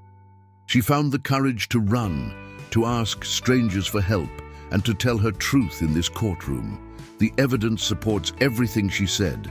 The medical evidence, the eyewitness testimony, the defendant's own behavior, it all points to one inescapable conclusion. Brandon Hayes systematically abused a vulnerable child. He deserves to be held accountable. Richardson's closing attempted to humanize Brandon, to portray him as a flawed man overwhelmed by grief rather than a monster. My client isn't perfect. He struggled with alcohol after losing his wife, a struggle many of us can understand. But struggling doesn't make someone a criminal. The prosecution wants you to see him as evil, but the truth is more complicated. He loved his wife. He tried to care for her daughter. Did he always succeed? No. Should he have sought help earlier? Yes. But that doesn't make him guilty of the crimes charged. When you deliberate, remember that doubt should favor the defendant. The jury deliberated for 7 hours. Marcus paced the courthouse hallways, unable to sit still. Jennifer brought him coffee he didn't drink. Tank stood silent guard, his presence reassuring. Zoe stayed with Patricia Montgomery in a private room, drawing pictures to distract herself. When the jury returned, the courtroom filled quickly. Judge Garrett called for order as the jury foreman, a middle-aged woman with kind eyes, stood. Has the jury reached a verdict? We have, Your Honor. On the count of child abuse, how do you find? We find the defendant guilty. On the count of child endangerment, guilty. On the count of unlawful imprisonment, guilty. Marcus felt his knees weaken with relief. Guilty on all counts. Brandon Hayes' face went red with rage. He shouted something incomprehensible as bailiffs restrained him. Judge Garrett banged her gavel. Mr. Hayes, you will be silent. Sentencing is set for 4 weeks from today. Until then, you will remain in custody. This court is adjourned. Outside the courtroom, Rachel Morrison shook Marcus's hand firmly. This is a good day for justice and for Zoe. What happens next? Marcus asked. Sentencing in 4 weeks. Then the state will move to terminate Brandon's parental rights, which should be straightforward given the conviction. After that, Zoe will be legally free for adoption. How long until I can adopt her? 6 months to a year, typically. There are procedures, home studies, court hearings, but Marcus, this is happening. You're going to be her father, officially. When Marcus told Zoe the verdict, she cried, deep, cleansing tears that seemed to release months of fear and tension. Marcus held her while she sobbed, his own eyes wet. It's really over, she asked when she could speak. It's really over. Brandon can't hurt you ever again. Does this mean I can stay with you forever? If that's what you want, then yes, forever. Zoe hugged him tightly. That's what I want. I want you to be my dad for real. Then that's exactly what's going to happen, Marcus promised. The sentencing hearing 4 weeks later was anticlimactic. Judge Garrett sentenced Brandon Hayes to 8 years in state prison with credit for time served. She also issued a permanent restraining order preventing him from contacting Zoe in any way. Mr. Hayes, your actions were reprehensible. You were entrusted with the care of a vulnerable child, and you betrayed that trust in the worst possible way. I hope you use your time in prison to reflect on the harm you've caused and to seek genuine rehabilitation. Judge Garrett's tone was cold. But I also hope you understand that you will never be part of Zoe Mitchell's life again. That ship has sailed, and rightfully so. Brandon, dressed in an orange jumpsuit and looking years older than his 35 years, said nothing. He was led away, and Marcus felt nothing but emptiness where his anger had been. Brandon Hayes wasn't worth emotion anymore. He was simply gone. With the criminal case concluded, the termination of parental rights proceeded quickly. Brandon didn't contest it, knowing he had no chance of prevailing. In April, just 6 months after the initial rescue, Zoe Mitchell became legally free for adoption. Nathan Cross filed the adoption petition immediately. The process would take several more months, but the outcome was never in doubt. Marcus began telling people Zoe was his daughter, even though the paperwork wasn't finalized yet. She started calling him Dad all the time, and it never stopped feeling like a miracle. Summer arrived with blazing Nevada heat and new beginnings. Zoe finished 2nd grade with improved grades and growing confidence. Dr. Reynolds reported that her PTSD symptoms were diminishing. The nightmares still came occasionally, but less frequently and less intensely. She was healing. Marcus found that fatherhood suited him in unexpected ways. The structure it provided gave purpose to his days. The responsibility anchored him in ways his previous life hadn't. The love he felt for Zoe was different from anything he'd experienced, fierce and unconditional and slightly terrifying in its intensity. The Iron Brotherhood embraced their roles as Zoe's extended family. They attended her school performances and birthday parties. They taught her to ride her bike and helped with homework. They gave Marcus breaks when he needed them and advice when he asked. They proved that family wasn't just biology. It was choice and commitment. In July, Marcus took Zoe on a road trip to California to visit the ocean. She'd never seen the Pacific, and her joy at experiencing the waves and sand was infectious. They built sandcastles and collected shells. They ate ice cream and watched the sunset from a beach in San Diego. It was the kind of simple family vacation Marcus had never thought he'd have. "Dad, can we come back here every year?" Zoe asked as they drove home through the desert. "Absolutely. We can make it our tradition," Marcus said. "I like traditions," Zoe said sleepily. "They make you feel like you belong somewhere." "You belong with me, kiddo, always."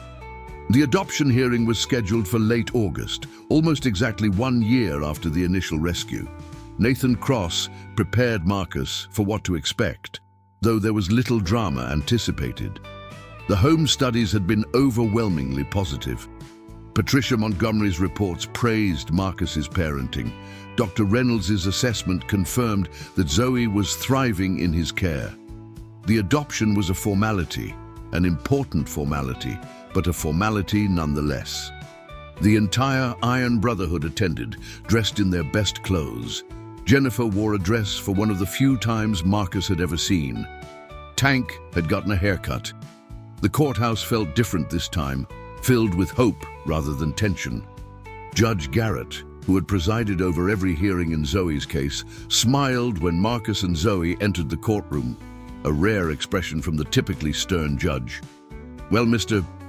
Dawson and Miss Mitchell, we meet again under much happier circumstances," she said. The hearing proceeded smoothly. Nathan Cross presented the petition and supporting documents. Patricia Montgomery testified about Marcus's successful completion of all foster care requirements and his excellent track record as Zoe's foster parent. Dr. Reynolds testified about Zoe's psychological well-being and the strength of her bond with Marcus. "Zoe, I'd like to hear from you," Judge Garrett said. "Do you want Marcus Dawson to adopt you and become your father officially?" Zoe stood, looking small but confident in the formal courtroom. "Yes, Your Honor.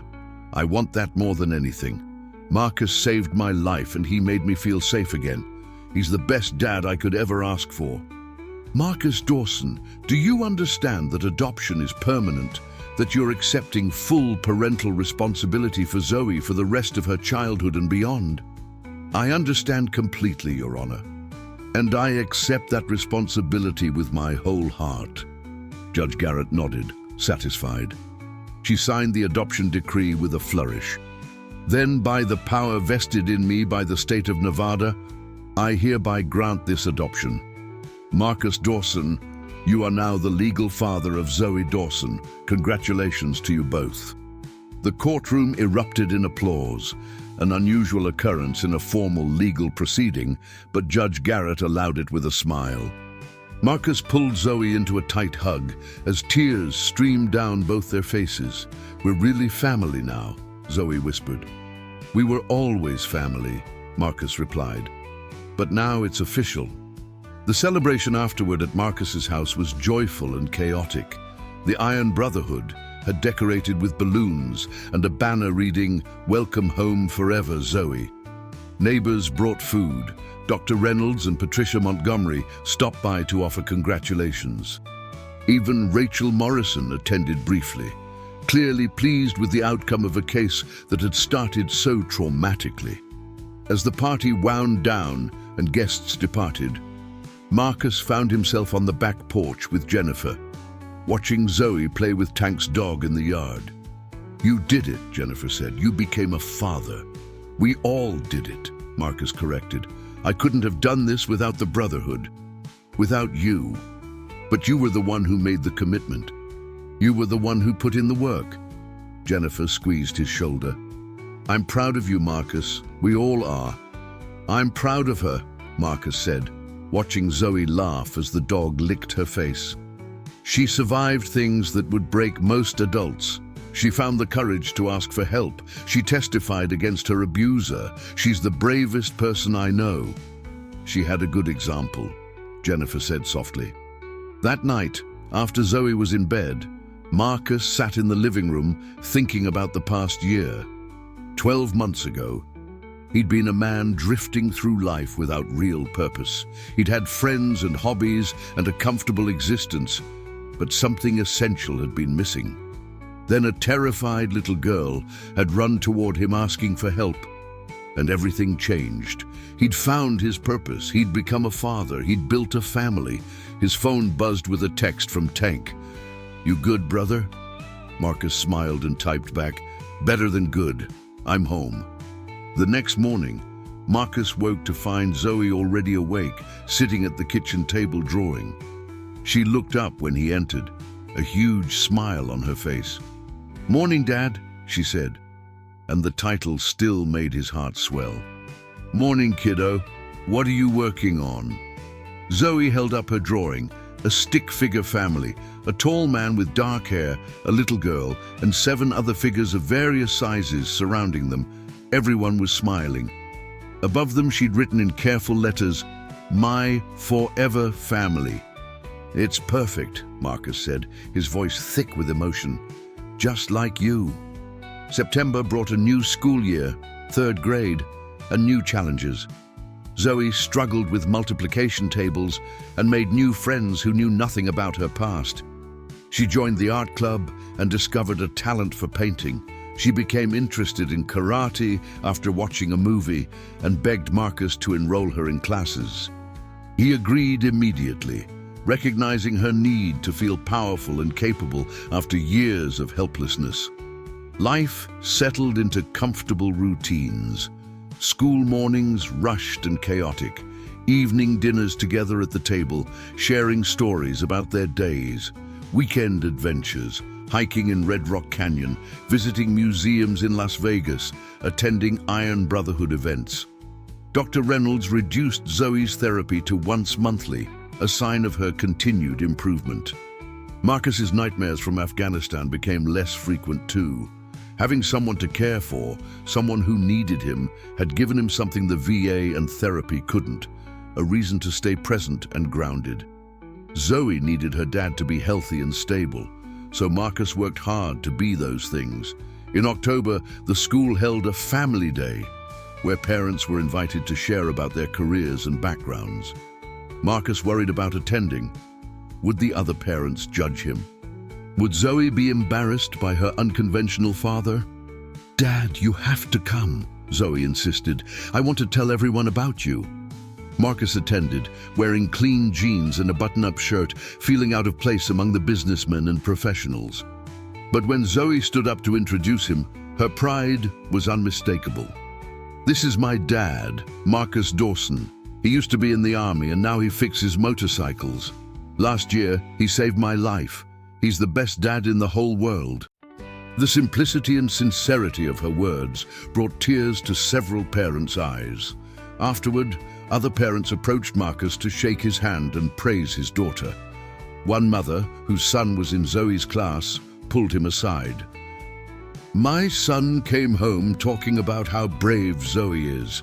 He said she told the class about being in foster care and how you adopted her. Thank you for being the kind of person who steps up when a child needs help. We need more people like you."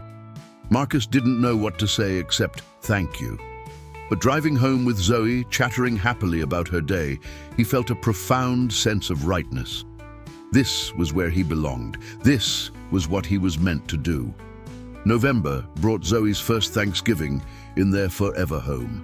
Marcus hosted dinner for the entire Iron Brotherhood, plus Patricia Montgomery, Dr. Reynolds, and Nathan Cross, all the people who had helped make their family possible. The table was crowded and loud, filled with laughter and terrible jokes, and far too much food. Before they ate, Marcus asked everyone to share something they were grateful for. Tank talked about brotherhood and loyalty. Jennifer mentioned finding purpose in helping others. Robert spoke about second chances and new beginnings. When it was Zoe's turn, she stood up, suddenly solemn. "I'm grateful that I was brave enough to ask for help. And I'm grateful that Marcus was kind enough to give it. A year ago, I didn't think I'd ever be happy again, but now I have a dad and uncles and an aunt and a family. I'm grateful for all of you." There wasn't a dry eye at the table. December brought their second Christmas together, but their first as an official family. Marcus and Zoe picked out a tree together, arguing good-naturedly about whether bigger was always better. They baked Karen's chocolate chip cookies from the recipe Zoe remembered, filling the house with warmth and sweetness. They watched classic Christmas movies curled up on the couch together.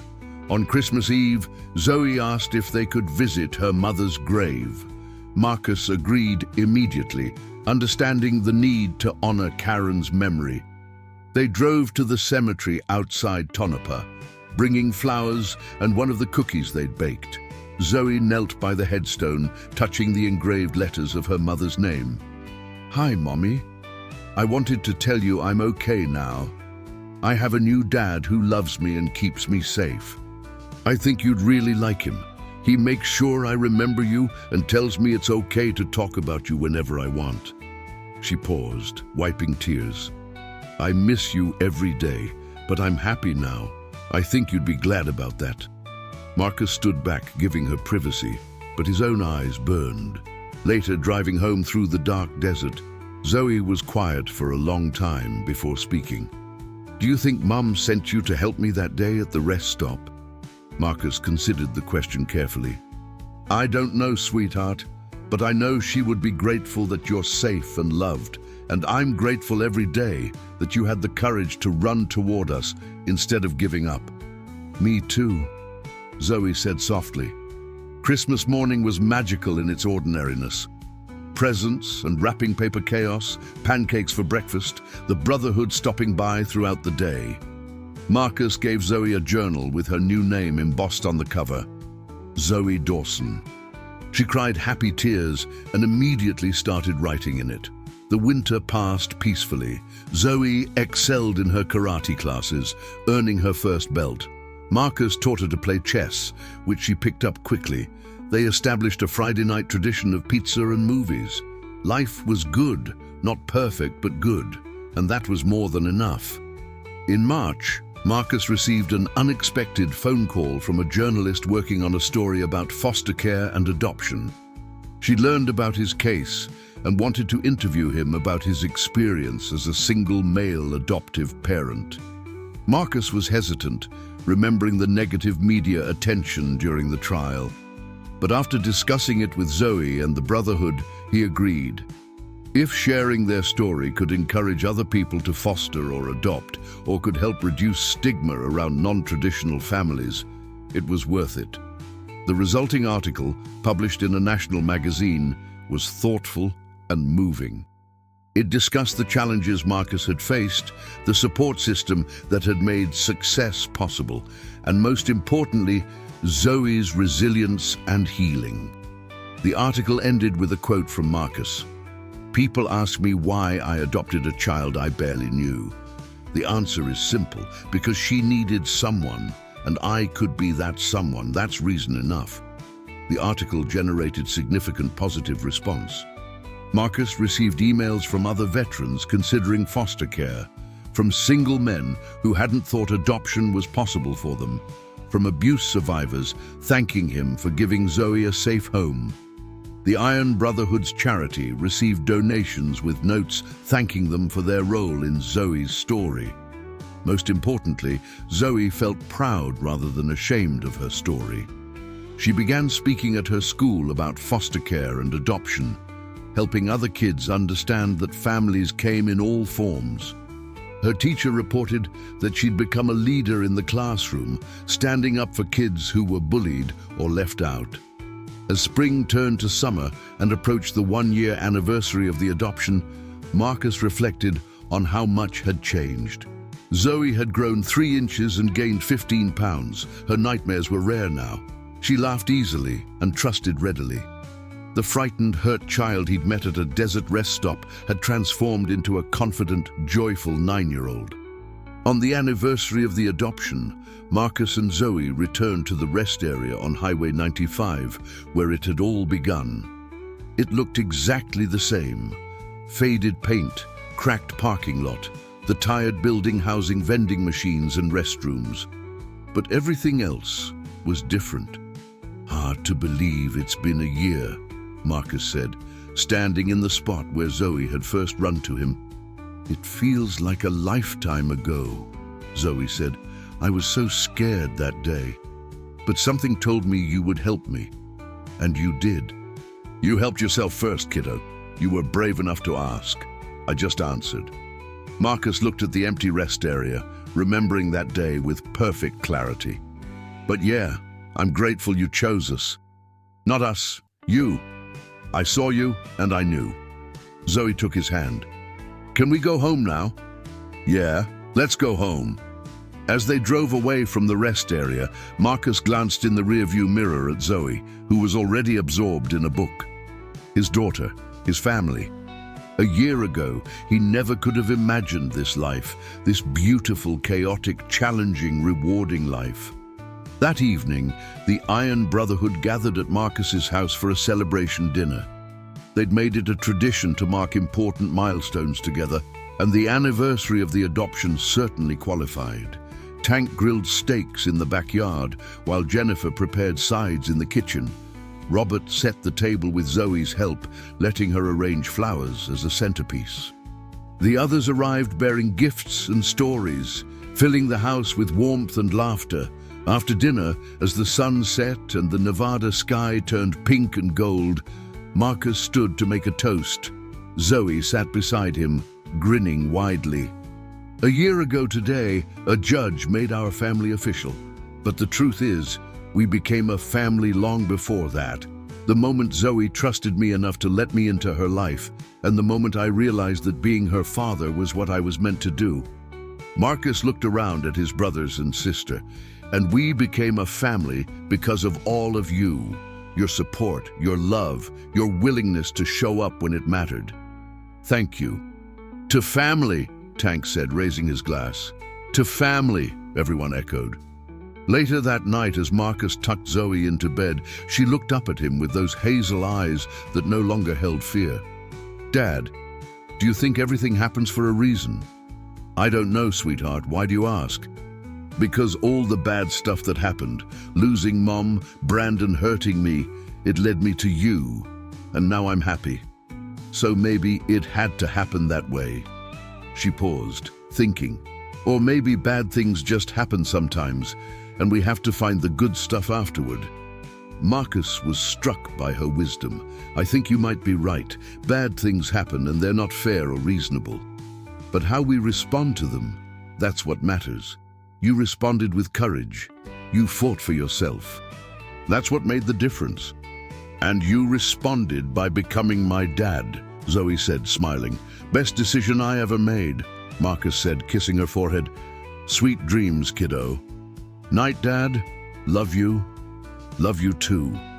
Marcus turned off the light and stood in the doorway for a moment, watching his daughter drift off to sleep in the safety of her own room, in her own home, surrounded by people who loved her. A year ago, she'd been a terrified child running for her life.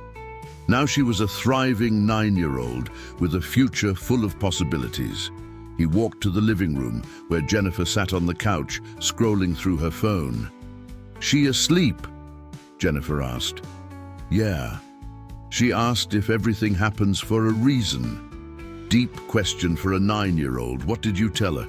That bad things happen, but we choose how to respond. She's the one who chose courage. Marcus sat beside her. "Jen, thank you for everything. For pushing me when I needed it, for supporting me when I doubted myself, for being Zoe's aunt and my best friend." "That's what family does," Jennifer said simply. "And Marcus, you need to give yourself more credit. You did the hard work. You showed up every day, even when it was scary and overwhelming. You became exactly what Zoe needed." "We both became what we needed," Marcus said. "She gave me purpose, direction, a reason to be better." "That's how it works with kids," Jennifer smiled. "They change you as much as you change them." Over the following months, life continued its steady rhythm. Zoe turned 10 in March with a birthday party that filled the house with children from her school and karate class. She'd come so far from the isolated, frightened child she'd been. Now she had friends, interests, confidence. Marcus watched her blow out the candles on her cake, surrounded by kids her own age who knew nothing of her traumatic past. To them, she was just Zoe Dawson, the girl who was good at art, who knew karate, whose dad rode motorcycles and sometimes picked her up from school on his Harley. In May, Zoe's school held a creative writing competition.